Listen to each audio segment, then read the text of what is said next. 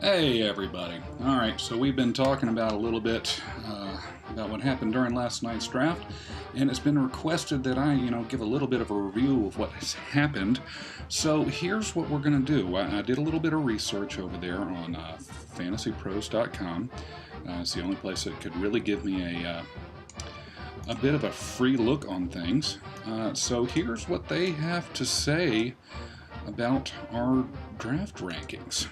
So if you look over here, Dropping Bombs, who's by Lee Daniel, looks like he knocked it out of the park. Followed by Zod, Mike Vick in a box. Clayton came in fourth with Team Half Sack. Might want to consider changing your name because that was Judd's old team.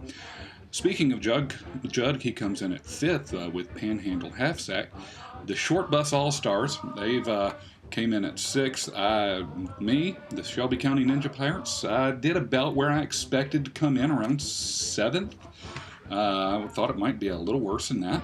I Am the Walrus at 8th, Death March 9th, and Lloyd with Threat Level Midnight taking over an old team as well. He rounds out the back of the pack there. So let's go a little bit more into this and I can show you a little bit more about what's happening here. Give me just a second here. Let's pop this on over.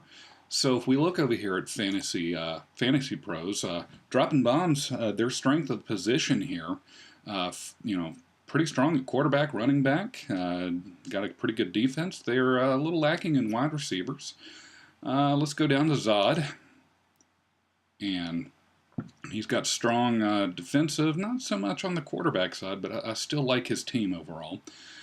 Vic in a box did pretty strong as well, getting a 96.7%. That's pretty good. Rounding out, let's just keep on going through here. Clayton, you've got a pretty strong team here according to Fantasy Pros. Panhandle Half Sack, not too shabby.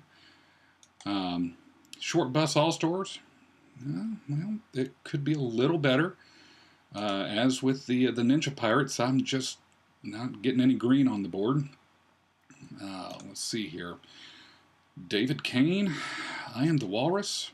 There is your strength by position. Death March, you're on up there too. And then at the pack, Threat Level Midnight. Well, you might want to change your team name too, just so we know you a little bit better. You may have some work to do, but don't give up hope. Stranger things have happened in this league. So, looking at this, let's go ahead and take a look at the first week's matchups. And what we've got here, I think we've got some pretty strong ones here. Ninja Pirates versus Vic in a box. I don't know. I think I'm calling Vic in a box on that one.